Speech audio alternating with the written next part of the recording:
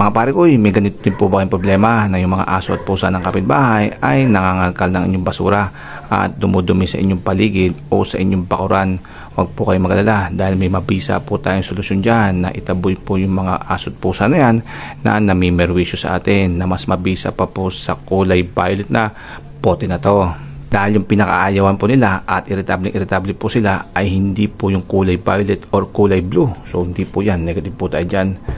Dahil ang pinaka-sensitive po sa kanila ay hindi po yung mata, kundi yung kanilang ilong. Dahil kung makikita nyo naman po yung pusa, singhot po ng singhot yan. At pati di po yung aso, singhot po ng singhot yan. Dahil kita nyo naman po at alam na alam nyo po yan. Kaya ang pinaka-sensitive po sa kanila na parte ng kanilang katawan ay yung kanilang ilong. Kaya ang pinaka-the best way na maitaboy po natin sila ay hindi po yung pagbabantay at hindi po yung pagbubulyaw at pagbabato. Dahil hindi naman po tayo 24 hours ay naandun po sa tabi ng ating basura. Kaya ang gagawin po natin ay lalagyan po natin to ng cat and dog repellent. Ang target po natin ay ang kanilang pang-amoy dahil ang mga aso at pusa ay allergic na allergic sa amoy ng mga citrus tulad po ng mga lemon, dalandan at kalamansi. Ayan, number 1 po yan mga parikoy. And then ang susunod po na hindi po nila kaya ay itong paminta. Yan, pag nasingot po nila dito is bahin po sila ng bahin. Kaya ayaw na ayaw po nila yan. And then yung pangatlo po ay itong suka. Yan, ayaw na ayaw din nila ng amoy na yan. At yung panghuli syempre ay itong kape. Ito pong kape tulad po ng paminta, pag nasingot po ng aso at pusa to ay bahin po ng bahin. Kaya mangyari po ma-allergy po yung kanyang ilong at aalis po siya at hindi na po siya babalik sa ating basura or sa ating bakuran kung saan po natin nilagay itong mga ito. Kaya sa apat po na ingredients na nabanggit natin ay dalawa lang po yung ating kailangan dito. Dahil itong dalawa naman po na to ay pareho pong powder at yung dalawa naman po nito ay parehong liquid. Since na mahal po itong lemon at paborito naman po natin inumin itong kape, ang lagi po natin ginagamit ay itong dalawa na to, itong suka at itong ating paminta. Sa procedure naman po ay napakadali lamang, pambatang-pambata po to.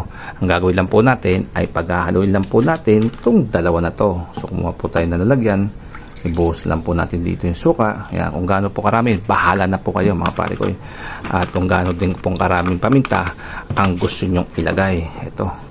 So ginagamit ko po dito talaga namang marami dahil gustong gusto ko yung nairita po yung aso at pusa para hindi na po siya bumalik. Ano? Since na kung kulang po, pwede po tayo magdagdag ng konting tubig, kumbaga pampadami lang po ng kante. Ano? Ano?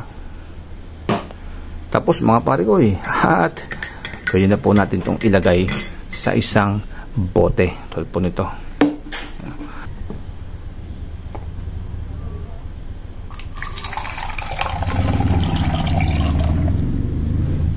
Takpan nyo po siya ng may butas po dahil yung butas po na to dito po lalabas syempre itong paminta. Kaya nilakayan po natin, kaya hindi po siya pwede sa mga display kasi babara po doon yung paminta. At pag gagamitin na po natin kasi magse-settle down po yung pinakapaminta sa ilalim ay i-shake po natin at saka po natin ibubudbod sa pinakabasura natin or either naman sa garden natin. Ayaw natin mapuntahan ng aso at pusa. So yan mga pare ko at testingin nyo na po to at 100% ay garantisado po, sure na sure po ko na mabisang mabisa po to na pantaboy ng pusa at aso. Dahil ang mangyari po kasi dito is double acting. Once na natuyo na po itong suka at medyo nawala na po yung kanya amoy, ay may iwan na po matuyo dito yung paminta at yan naman po yung everlasting na protection natin sa ating basura at sa ating garden. So try nyo na mga pare ko, garantisado po 100% sure na sure ako na mabisa po itong ating